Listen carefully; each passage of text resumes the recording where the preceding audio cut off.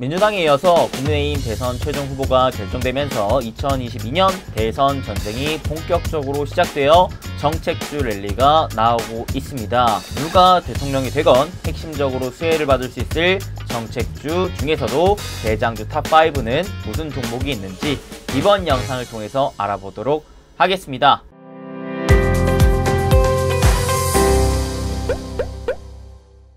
네, 반갑습니다. 우리 구독자 여러분들, 부자TV 행복 파트너 이수빈 대표입니다. 자, 여러분들, 제가 저번주 금요일날 장마감 하고요, 영상 올려드렸었죠. 바로 아무래도 이제 국민의힘 최종 후보가 윤석열 씨로 결정이 된 만큼 제가 이제 11월 유망섹터 탑3 중에 정책주를 강조를 하면서 뭐라 그랬냐, 이제 국민의힘의 최종 후보가 결정이 되면은 민주당과 국민의힘 최종 후보, 즉 지금으로 따지면 이재명 씨와 윤석열 씨의 정책 싸움이 벌어지면서 본격적인 대선 전쟁이 좀 이뤄질 것이다. 그에 따라 이제 인맥주가 아닌 정책주 관련된 중심의 강세가 나올 가능성이 높다라고 말씀드렸는데, 자, 오늘 그 흐름이 기가 막히게 좀 적중을 하고 있다 말씀드릴 수가 있겠죠. 자, 그래서 여러분들이 오늘 보시면, 야, 이제 진짜 정책주들을 좀 잡아야 되는구나. 왜 그러냐면, 인맥주들 여러분들 좀 대표적인 뭐이겠습니까? 이제 이재명 관련된 인맥주 에이텍 또 무너졌고, 에이텍 TN 그러죠. 그리고 이제 윤석열 씨의 인맥 관련주라고 대표적으로 볼 수 있을 뭐 덕성, 그 다음에 뭐 서현, 이런 애들이 다 이제 무너지고 있다라는 것이죠. 그래서 이제 인맥주는 어느 정도 좀 끝이 났구나라고 좀 생각을 하시면 좋을 것 같고, 이제는 실질적인 정책주들의 강세가 나올 가능성이 높다라고 생각을 하시면 될 것 같은데, 실제로 오늘 상한가 간 종목들을 좀 여러분들이 보시면 아시겠지만 대부분이 다 정책 관련 수혜주들이었습니다. 뭐 승일, 웹스, 그 다음에 신원종합개발, 이런 애들이 대표적인 정책 관련 수혜주로 엮이면서 올라갔던 종목들이었죠. 그 외에 이제 강세 종목들도 마찬가지, 아이비기명, 히림, 자연과환경, 이런 애들도 거의 대부분이 이제 누구였습니까? 윤석열 씨 관련된 정책주들의 흐름이었다 라고 여러분들이 좀 이해를 하시면 좋을 것 같습니다. 자, 그래서 제가 이제 올려드렸던 영상이 뭐였죠? 바로 부자TV에 조금 내려보시면 여기 이수빈 대표 급발진 코너 대선 정책주, 이 영상 하나로 끝낸다, 요걸로 여러분들이 한번 잘 마무리하시면 좋을 것 같고요. 자, 저는 이번 영상에서 그럼 뭘 알려드릴 것이느냐, 이 영상에서, 기존 영상에서 제가 인맥주가 아닌 정책주를 잡아야 될 이유와 그 다음에 어떤 식으로 잡아야 될 투자 포인트를 알려드렸기 때문에, 오늘은 그 이재명 씨와 윤석열 씨 누가 대통령이 되건 간에 두 후보의 공통적인 정책으로 인한 수혜를 받을 수 있을 만한 종목군들은 어떤 종목군들이 있는지, 이거를 실질적으로 좀 더 파헤쳐 보도록 할게요. 그래서 오늘도 돈이 되고 도움이 되는 영상 준비했으니까요, 여러분들 끝까지 집중해서 시청해 주시고, 본격적인 시청 앞서서 좋아요, 구독, 알림 설정 지금 바로 콕콕콕 딱딱딱 빡빡빡 딱 한 번씩만 눌러주시면 너무나 감사할 것 같습니다. 이거는 돈 드는 거 아니니까 딱 한 번씩만 부탁드릴게요.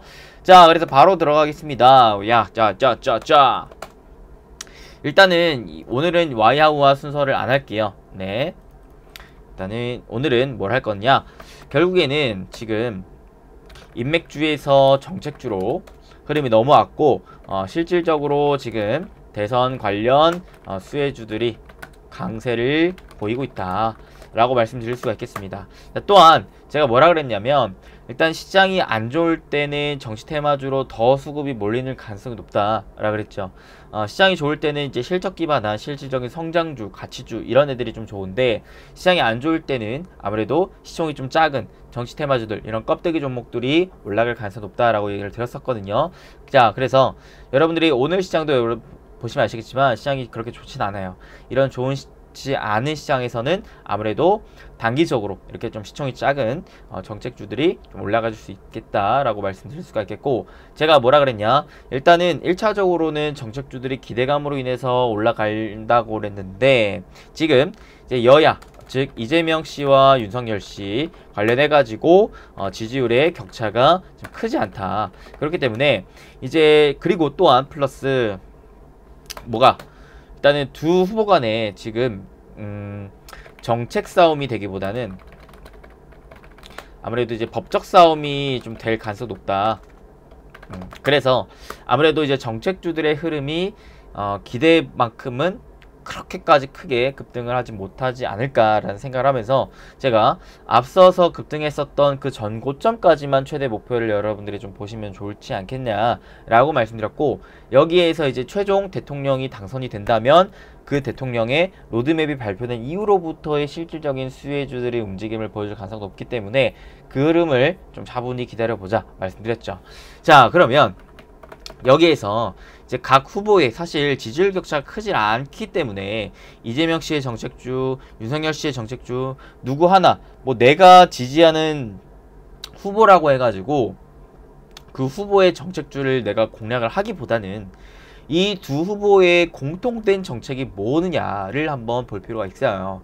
일단은 지금 5년에 한 번 있을 만한 대선 관련해서 정책에 대한 공부를 꼭 여러분들 하셔야 되는데, 지금 대선주자 지지율이 누구 하나가 팍 튀어오르면 야, 이 사람이 대통령이 되겠네 하면서 이 사람의 정책 관련 주들이 쭉쭉쭉쭉쭉쭉쭉 계속해서 좋은 움직임을 보여줄 텐데, 지금은 그런 흐름이 아니기 때문에 공통된 정책 수혜주를 여러분들이 좀 보시는 게 좋겠다. 그래서 자, 이재명 씨와 윤석열 씨의 공통 정책 수혜주는 무엇이 있는지를 한번 알아볼 필요가 있겠다.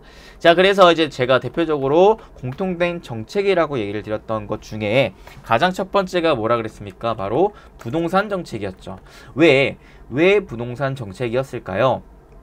맞습니다. 아무래도 지금 현 정부, 즉 문 정부의 부정평가 중에서 가장 압도적으로 표를 받은 게 바로 이 부동산 정책이었습니다. 30% 넘는 표를 받았기 때문에 한 대략적으로 36% 정도 표를 받았는데, 이 부동산 정책에 대한 국민들의 불만감이 많기 때문에 새로운 대선 후보는 이를 해소시켜 줄 수 있을 만한 정책을 내세워야 된다라는 것이었죠. 자, 그래서 이재명 씨 같은 경우에는 대표적으로 뭘 한다 그래요? 부동산 대개혁을 하면서 대대적인 공급을 한다 그러고요.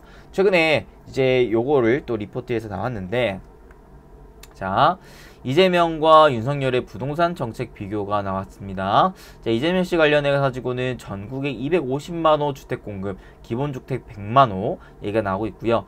그 다음에 윤석열 씨 같은 경우는 전국에 250만호 주택 공급, 수도권 130만호. 자, 둘 다 전국에 250만호에 대한 주택 공급을 한다라는 게 주요 부동산 정책입니다. 자, 그러면서 윤석열 씨 같은 경우 여기 플러스 알파로 재건축 재개발 규제 완화를 한다라 그러죠. 그죠? 자, 그렇기 때문에 이제 이 공통적인 부분을 봤을 때는 뭐예요? 부동산 관련해 가지고 공급을 늘리겠다라는 정책이 대표적이구나 라는 것을 여러분들이 아시면 좋을 것 같습니다. 자, 주택 공급 물량을 많이 늘린다 라는 것으로 생각을 하시면 되겠고, 여기에 플러스 이제 재건축 재개발에 대한 이슈도 계속해서 좀 부각을 받을 수 있겠다 라고 말씀드릴 수가 있겠습니다. 지금 그렇지 않아도 서울 수도권 중심으로 지금 주택 공급 부족 현상으로 인해서 이제 누가 맞습니다. 지금 새롭게 서울시장이 된 오세훈 서울시장의 지금 부동산 정책들이 이렇게 또 나오고 있습니다. 그죠?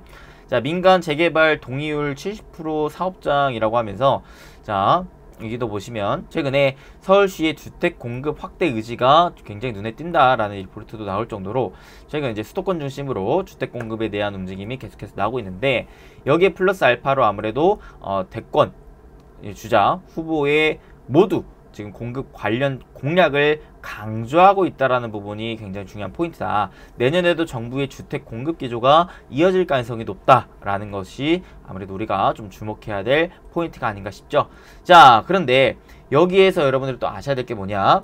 자, 이재명 씨는 뭐라 그랬느냐? 아무래도 거의 뭐 원가 수준의 주택으로 공급을 한다라고 했기 때문에, 만약에 이재명 씨가 당선이 되면은 우리나라 건설주들, 특히나 대형 건설주들 입장에서는 마진이 그렇게 남지 않은 이런 불확실성 요인으로 인해서 사실 건설사에 직접적으로 투자하는 거는 그렇게 좀 위험 리스크가 있다. 건설주는 이제 국내 내수보다는 오히려 해외 수주 물량을 좀 많이 받을 수 있을 만한 건설사를 여러분들 투자를 하시는 게 좋겠다라고 말씀드렸어요. 그죠? 자, 그래서 아무래도 우리가 안정적으로 투자를 하기 위해서는 이제 누가 될지 모르기 때문에 건설사에 직접적으로 투자를 하기보다는 어디에다가 건자재에다가 투자를 하는 게 좋겠다라고 말씀드렸습니다. 자, 그래서 제가 말씀드리는 게 건자재. 결국에는 건자재 관련주를 여러분들이 좀 주의 깊게 살펴보시는 게 좋겠다라고 말씀드리고 싶은데요. 자, 건설에 대한 사이클을 여러분들이 좀 아셔야 됩니다. 일단은 자, 건설에 대한 사이클, 어떠한 사이클로 진행이 되느냐, 이런 식으로 진행이 됩니다. 첫 번째, 일단 수주를 받아야 돼요. 네. 수주를 첫 번째로 좀 받아야 됩니다. 수주라는 게 뭐예요? 자, 요거를 좀 건설 좀 해줘. 건설 좀 해줘 라고 하면서 정부 또는 민간 개발로부터 건설사는 수주를 받게 됩니다. 자, 요거를 건설해줘 라고 해가지고 건설사에게 의뢰가 들어오는 거예요. 자, 그러면 이제 두 종류로 나뉘게 됩니다. 어디로? 주거용 건축이나 아니면은 비주거용 건축, 요렇게 좀 나뉘게 됩니다. 자, 두 개 모두 건물을 짓는 건설인 거죠. 자, 그래서 건설을 받은 기업은 이제 뭘로 들어가느냐, 바로 착공 분양으로 들어갑니다. 착공이란 이제 공사를 착수함이라고 여러분들이 이해를 하시면 되고, 분양 뭐예요? 분양, 토지나 건물을 나누어서 판다라는 것을 의미를 합니다. 자, 그래서 분양을 통해서 공사를 하는 땅과 아파트에 관심 있는 사람들을 쫙 모으고요. 그 다음에 보통 이 착공 후에 3개월 정도는 토목공사, 기초공사를 합니다. 그래서 이때는 콘크리트 파일에 대한 수요가 쭉 늘어나게 되고요. 그 다음으로는 골조공사 해가지고 땅을 착착착착착 이제 쫙 쌓아 올리는 거죠. 예. 그래서 골조공사로 인해서 여기 때는 이제 시멘트, 레미콘, 거푸집 관련된 수요가 늘어나게 됩니다. 착공 이후에 1.5년 정도가 진행이 되게 되고요. 그 다음으로는 어느 정도 좀 기반을 다져놨다고 치면은 창호 내부 공사로 진행이 되게 됩니다. 자, 그 다음이 여기에서 이제 뭐가 창호와 바닥재, 석고보드 이런 애들에 대한 수요가 늘어나고, 그 다음 마지막 마감으로 들어가서 가구 공사로 완성을 짓게 됩니다. 그렇게 완성을 짓고 나서는 이제 뭘 하느냐, 준공 입주를 합니다. 이제 실질적으로 자, 우리가 이제 건물을 지었습니다. 이제 입주하세요. 공사를 완료했다라고 하니까 준공, 입주는 새 집에 들어와서 산다라고 해서 입주. 그래서 입주까지 완료가 되는 게 바로 건설에 대한 전반적인 사이클이다 라고 보시면 되겠는데, 자, 이 안에서 이제 건자재에 대한 수요가 순차적으로 나온다라는 게 여러분들이 좀 아셔야 될 포인트라고 생각을 합니다. 첫 번째 토공사, 기초공사, 일단은 땅을 갈아엎는 거예요. 대지조성을 위한 이제 털을 닦는 거죠. 다지기, 그 다음에 또 쌓아 올리기, 이런 식으로 해가지고 진행을 하는데, 요게 아무래도 좀 계절적인 영향을 좀 많이 받습니다. 그 다음으로는 뭘 하는 거예요? 골조공사, 건물에 이제 뼈대를 만든 거예요. 뼈대를 만들어 가지고 아무래도 요게 좀 중요합니다. 건축물의 안전성과 그다음에 좀 되게 오래 걸리는 작업이기 때문에 여기가 좀 중요한 포인트고요. 이 골조공사에서는 아무래도 철근과 시멘트, 레미콘 이런 수요가 좀 많이 늘어나게 됩니다. 그 다음에 이제 뼈대를 잡았으면은 내부 공사를 해야죠. 내부 공사. 그래가지고 문틀과 창틀, 방수와 단열 이런 작업, 즉 내구성을 높이고 열 손실을 줄이는 이런 작업을 하는 게 바로 창호 내부 공사고요. 마지막에 이제 마감하는 거죠. 입주해서 사람들이 실질적으로 살 수 있게끔 작업을 치는 겁니다. 그래서 실내를 꾸미고, 그 다음에 뭐 싱크대, 가전, 가구 이런 것들을 이제 드리는 작업이 이제 마감 가구 공사라는 것으로 여러분들이 이해를 하시면 돼요. 이 순서대로 되기 때문에 건자재에 대한 수요도 이 순서대로 나오게 되고요. 아무래도 관련된 주가의 흐름도 이 순서대로 나올 가능성이 좀 높겠다라고 얘기를 드릴 수가 있습니다. 자, 그래서 처음으로는 아무래도 시멘트, 레미콘 이런 애들의 주가가 많이 올라가게 되죠. 자, 생각을 하시는 거예요, 여러분들. 자, 일단은 지금 대통령이 누가 되건 간에 내년부터 해가지고 실질적인 대규모 건설에 대한 수주가 많이 나오게 될 가능성이 높아요. 이미 실질적으로 연간 건설 수주가 계속해서 늘어나고 있는데 내년에는 더 늘어날 가능성이 높은 만큼, 자, 그럼 생각을 해보는 거예요. 야, 수주를 내년부터 받았어. 오케이, 그러면 뭘 하는 거예요? 이제 골조공사로 인해서 건자재에서는 뭐 시멘트, 뭐 페인트, 그 다음에 뭐 레미콘 이런 수주가 이제 쫙 늘어나는 것이고, 그 다음으로는 이제 내부 공사를 하기 때문에 뭐 창호, 뭐 바닥재, 유리 이런 애들에 대한 수요가 늘어나겠고, 그 다음에 이제 마지막으로 가구, 도료 이런 애들의 건자재 수요가 늘어날 수 있겠다라는 생각을 할 수가 있는 것이죠. 그러니까 주가 역시도 마찬가지. 자, 처음으로는 건자재를 내가 투자를 한다고 봤을 때는 일단 우선적으로 시멘트, 페인트, 레미콘 이런 쪽으로 위주로 이제 매매를 하다가, 그 다음으로 이제 창호, 바닥재, 유리 쪽으로 갔다가 마지막에 이제 가구 쪽으로 좀 넘어간다라는 생각을 하시면 될 것 같아요. 자, 여기에서 여러분들 또 하나 아셔야 될 게, 일단은 부동산 정책에서 아까 주택 공급을 늘린다라고 그랬는데, 주택 공급을 늘리는 것에서 이제 새롭게 건조하는 것도 있겠지만, 건설하는 것도 있겠지만, 재건축, 재개발에 대한 부분도 아무래도 좀 우리가 무시를 못할 것이기 때문에, 자, 이에 따라서 사실 실질적으로 좀 수혜를 볼 수 있을 만한 애들은 아무래도 좀 가구 이런 쪽의 수요가 좀 많이 늘어날 수 있다. 가구, 도료 쪽. 그래서 여러분들이 일단은 당장에는 시멘트, 페인트, 레미콘 이런 애들의 주가가 좀 눈에 띄겠지만, 좀 더 내가 중장기적으로 본다면 요런 애들 쪽으로 위주로 좀 투자를 하시는 게 주가의 목표 수익률을 키우는 데에는 좀 더 효율적이지 않을까라는 생각을 좀 가질 수 있을 것 같습니다. 속도는 좀 느릴 수 있겠지만 목표치는 좀 높을 수 있겠다라는 생각을 가질 수 있는 것이죠.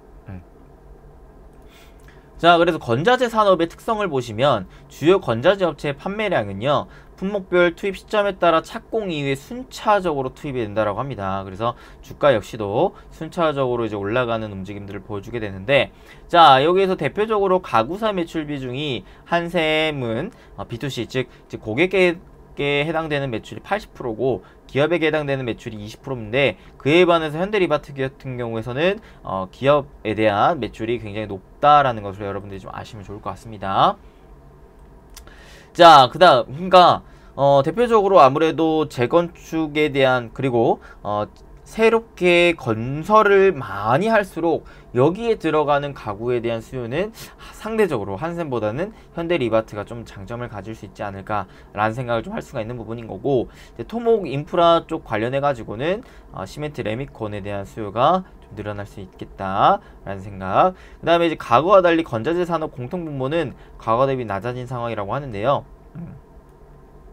아무래도 KCC 같은 경우에서는 실리콘, 모멘티브 인수로 인한 확장을 좀 하고 있고, 동아기업 같은 경우에서는 뭐 시멘트 관련해가지고 환경사업 비중을 좀 확대하는 목표로 진행이 되고 있다라는 부분 말씀드릴 수가 있겠고, 여기 이제 보시면 건축자재 시기별 주요 공사 및 품목인데, 아까 얘기했던 순서대로 진행이 된다라는 거 이해를 하고 계시면 될 것 같습니다. 자, 그래서 시기별 공사 및 관련 업체 요약인데요. 자, 여기 보시면 기초골조, 창호, 단열, 도장, 바닥, 가구. 자, 여기에 어떤 기업이 좀 많이 포함이 되어 있는가를 한번 여러분들이 좀 유심 깊게 좀 살펴볼 필요성이 있겠습니다. 일단은 쫙 볼게요. 자, 창호, 그죠? 그 다음에 단열, 도장 관련해가지고 일단은 KCC가 좀 많이 포함이 되어 있다라는 것을 한번 체크를 해볼 필요가 있겠습니다. KCC. 그 다음에 LG 하우시스, 현재로서는 이제 LX 하우시스인데, 지금으로 따지면 사실 좀 주가가 많이 빠져있기 때문에 공략하기 좀 쉽지 않아 보이고, 그 다음이 누가 있을까요? 쫙 봤을 때 뭐 그렇게 겹칠 만한 종목은 좀 없어 보이죠? 그죠? 대표적으로는 이제 시멘트, 우리가 여기서 좀 체크를 할 만한 거는 뭐 이제 시멘트, 그 다음에 철근이랑 콘크리트 파일인데, 이쪽으로는 좀 별로 볼 게 없고, 창호 쪽인데, 창호 쪽을, 자, 창호, 도료, 유리, 뭐 실리콘 이런 쪽으로 좀 봐야 되는 거고, 그 다음에 이제 페인트, 그 다음에 레미콘, 그 다음이 가구, 그 다음이 뭐 바닥재 뭐 석고보드 뭐 이런 쪽 위주로 이제 딱 구분을 지으면 될 것 같아요. 그죠? 그래서 요 각각에 대해서 이제 관련된 종목군들이 뭐가 있는지, 그 중에서 좀 대장이 될 수 있을 만한 애들은 또 무엇이 있는지 한번 제가 살펴보도록 하겠습니다. 자, 첫 번째 이제 시멘트인데요. 시멘트. 여러분들 최근에 시멘트들의 흐름이 나쁘지 않습니다. 특히 이제 아시아 시멘트를 좀 중심으로 흐름이 굉장히 좀 좋은데, 아시아 시멘트는 최근 여기 이제 바닥권에서 강하게 상승 흐름을 좀 보여주고 있었던 흐름에서 여전히 추세가 그렇게 크게 깨지진 않는 모습이 나와주면서 주봉상의 상승 추세를 좀 이어가려고 하는 모습이 좀 나와주고 있다 말씀드릴 수가 있겠죠. 자, 시멘트가 최근에 또 좋은 이유가 몇 가지가 있는데, 일단은 지금 연료의 대체화라는 거예요. 즉 기존에 이제 유연탄 대신에 폐플라스틱을 사용을 하면서 시멘트에서 가장 많이 들어가는 재료인 유연탄 연료 가격 상승으로 인해서 시멘트 주가가 이제 하락을 했는데, 요게 이제 좀 대체화가 진행이 되면서 오히려 좀 저가 매수를 할 수 있을 만한 기회가 되는 게 아닌가 싶은 부분인 거고, 이제 점점 건설에 대해서 호황기가 좀 다가오고 있다라는 부분, 그 다음에 이제 환경에 대한 이슈가 있기 때문에 시멘트, 특히 이제 ESG 업체로 변보한 업체 위주로 제가 좀 보라고 얘기를 드렸었죠. 탄소 중립 시대에 따른 수혜를 받을 수 있는 부분, 이것도 이제 구조적으로 여러분들이 좀 이해를 하시면 되고, 그 다음에 이제 마지막으로는 시멘트 업계 구조 조정인데, 지난 20년간 시멘트와 회사가 아무래도 치킨 게임을 좀 했었어요.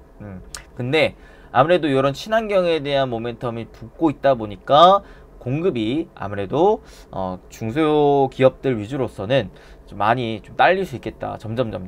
그래서 이런 공급업체들이 많이 줄어들면 줄어들수록 기존에 이제 좀 자리매김을 하고 있던 업체들이 좀 수혜를 받을 수 있을 만한 이런 움직임들을 좀 보여줄 가능성이 높기 때문에 구조조정으로 인한 특정 기업들에 대한 수요 수혜를 좀 누릴 수가 있지 않을까라는 생각을 할 수가 있는 부분인 거죠.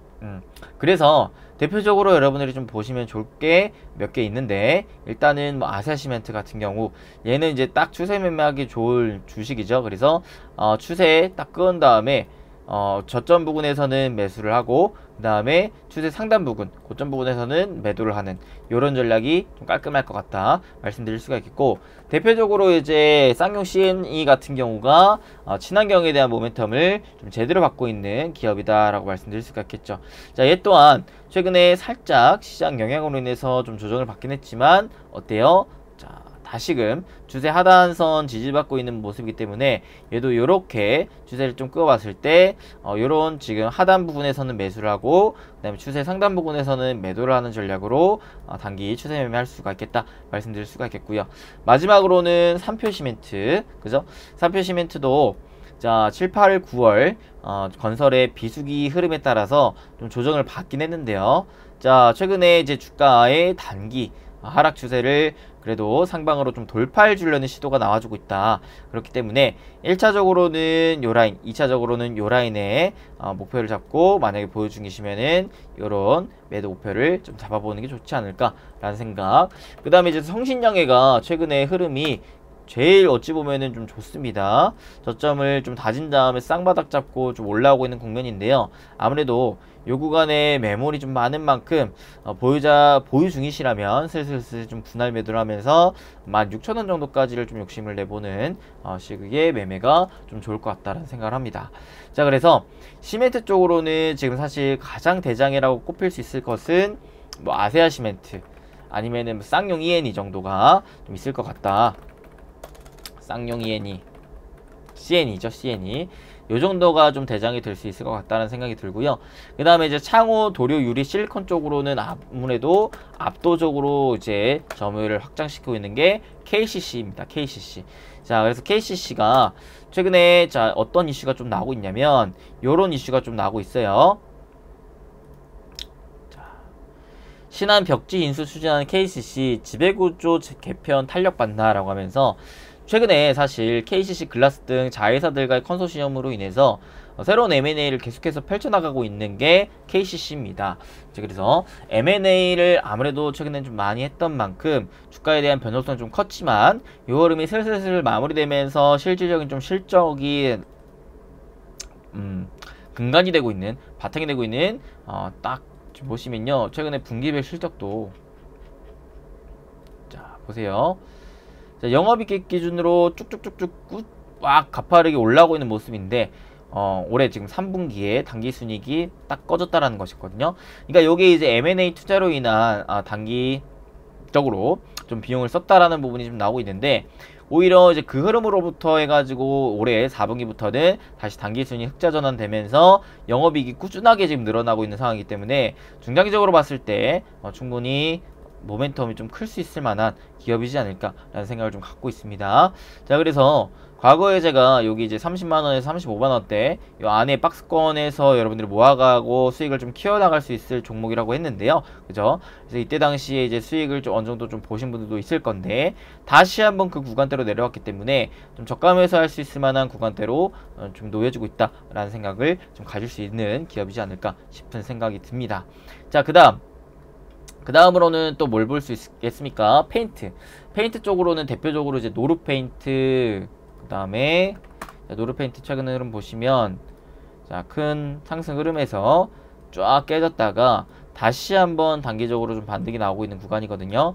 자, 이런 상황에서 1차적으로는 12,000원, 2차적으로 15,000원 구간 잡고, 이 안에서는 웬만하면 좀 매도를 하시는 게 좋겠다 생각이 들고요. 그 다음에 조광페인트.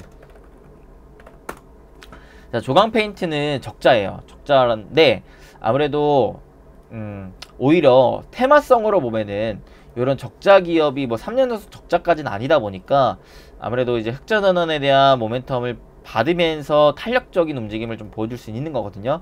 이제 그래서 차트 흐름도 사실 현 시점에서는 차트 흐름은 제일 좋은 것 같다라는 생각이 좀 듭니다. 그래서 여기 전고점을 좀 뚫어만 준다면 충분히 10,000원 이상 좀 노려볼 수 있을 만한 흐름이 아닌가 싶은 생각이 들죠. 그래서 공략을 할 거라면은 8,000-9,000원 요 안에서 공략을 했다가 10,000원 이상부터는 매도를 하는 전략이 좀 좋지 않을까 싶고요. 그 다음에 이제 강남제비스코가 최근에 좀 가장 좀 페인트 중에서는 좀 부진한 모습을 좀 보여주고 있긴 한데, 여기 이제 저점 라인을 좀 잡아주려고 하는 움직임이 좀 나와주고 있기 때문에 여기서 혹시라도 반등세만 좀 나오면 다시 한번 3만원 위로 좀 돌파를 노려볼 수 있을 만한 흐름이 나오지 않을까 싶은 생각이 듭니다.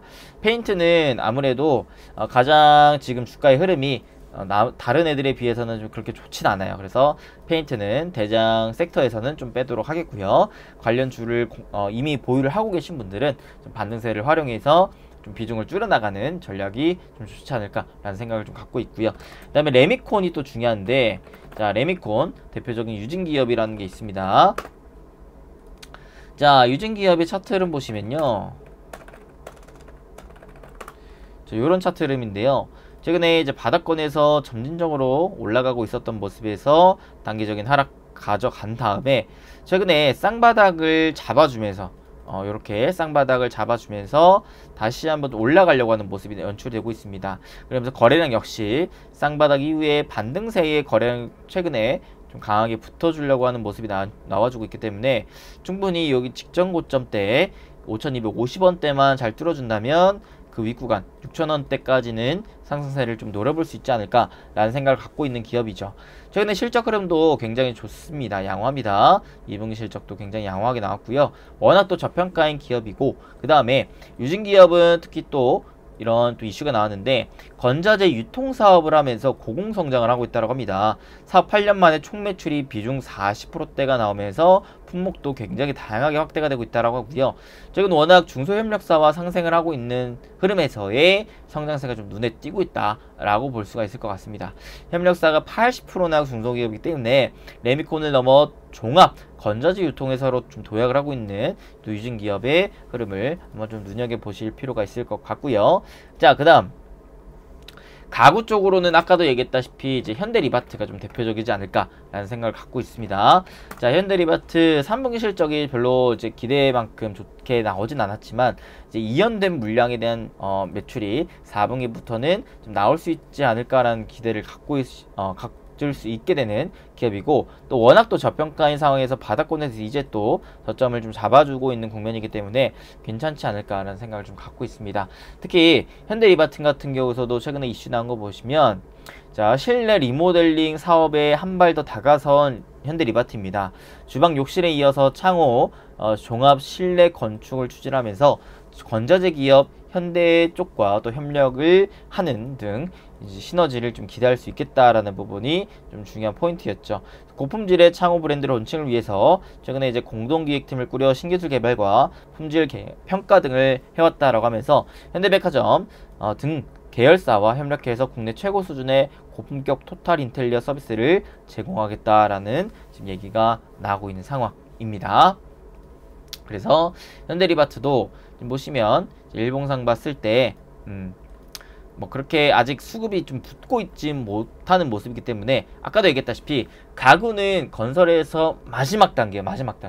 그래서 주가의 흐름이 빠르진 않을 수는 있어도 그래도 주가의 상승폭은 오히려 느렸던 만큼 좀 크게 나올 수는 있겠다. 오히려 이런 저점을 좀 다지고 있는 국면에서 모아가는 게 좋지 않을까라는 생각. 그래서 목표는 2만원 이상 2만원에서 22,500원 요 구간대 이제 분할 매도 좀 하고 추가적인 상승 흐름을 좀 노려볼 수 있을 만한 흐름이 좀 좋지 않을까라는 생각을 갖고 있고요. 건설 이 가구 쪽으로는 최근에는 뭐 NX라는 종목도 이제 강한 움직임 보여주고 있고 하츠도 괜찮은 움직임 보여주고 있습니다. 참고하시고요. 그 다음에 이제 바닥재 석고보드 쪽으로는 이제 벽산이 또 대표적인 종목입니다. 그래서 벽산을 또 안 볼 수가 없겠는데 최근에 이제 실적 흐름이 좀 긍정적인 흐름이 좀 나와주고 있고요.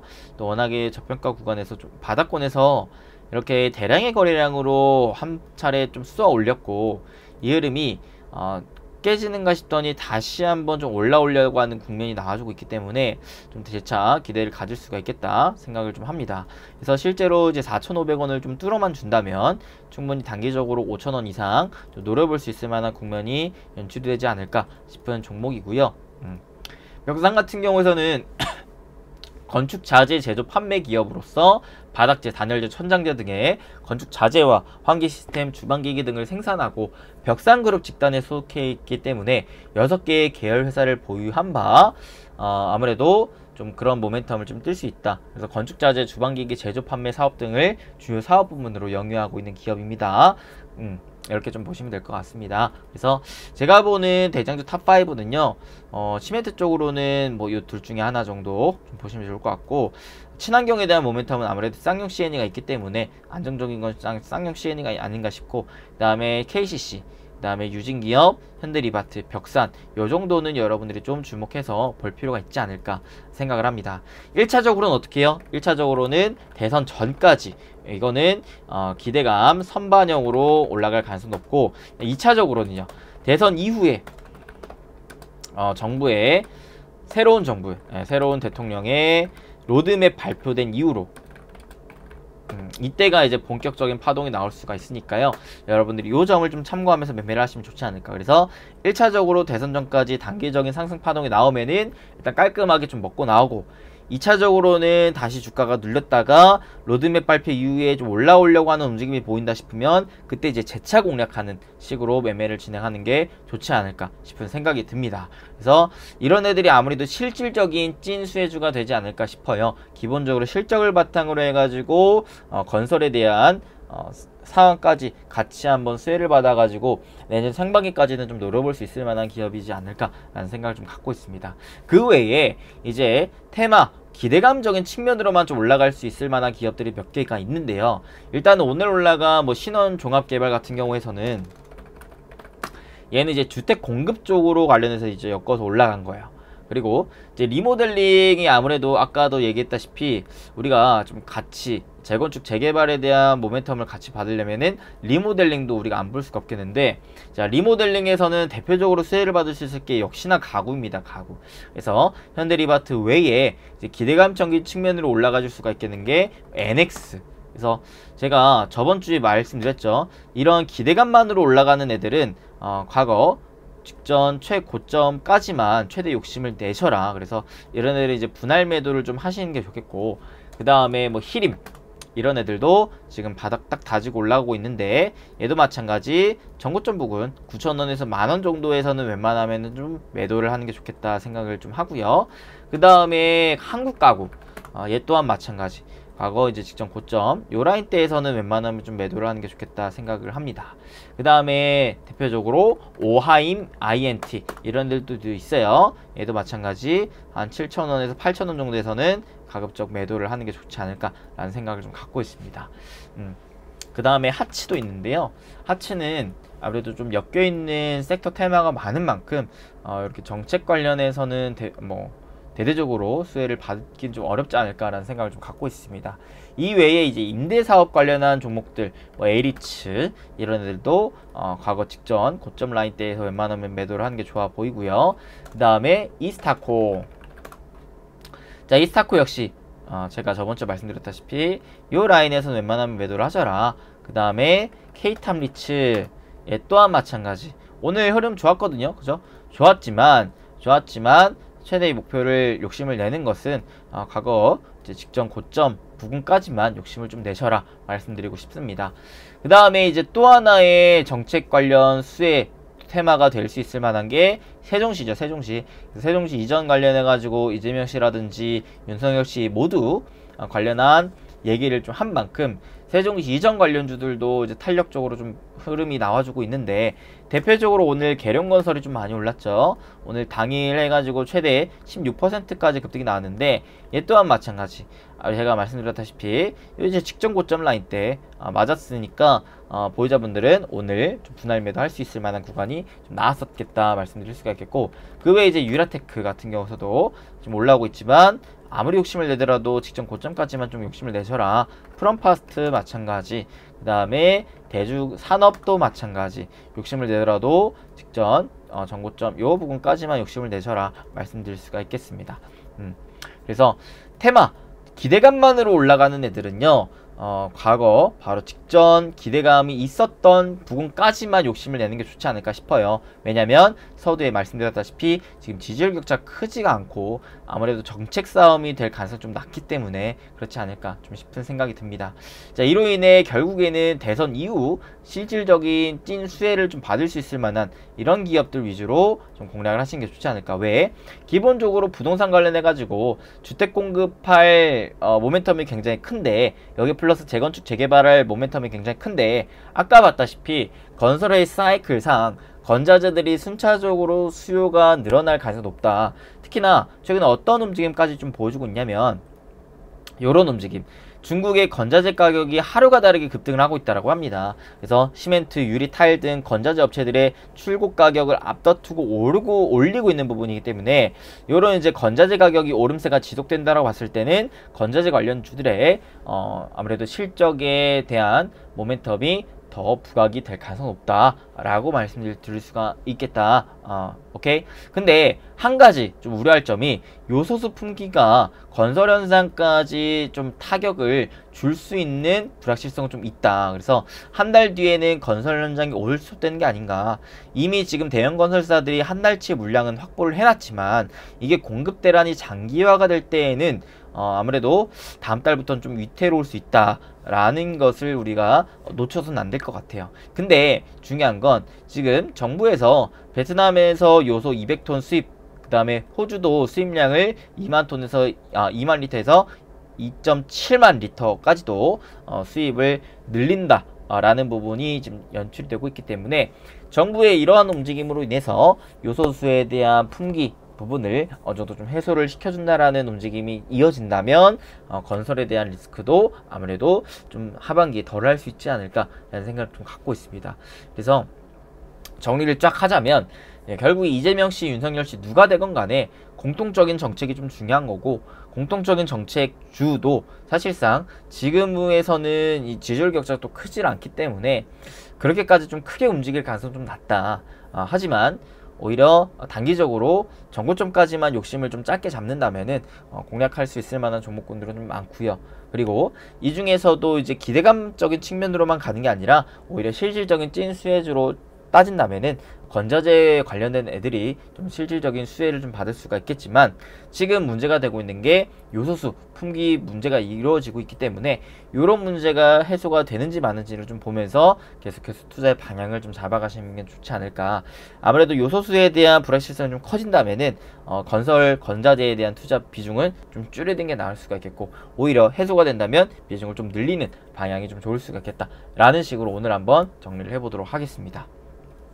그래서 이렇게 해가지고 오늘 일단은 정책주 중에서도 이 두 후보의 공통된 정책 수혜주가 뭐가 될 것인가, 결국에는 건자재 쪽이 될 가능성이 높다 라고 봤을 때 관련해서 대장주가 될 만한 기업 탑5는 한 요정도 된다라는 거 알려드렸습니다.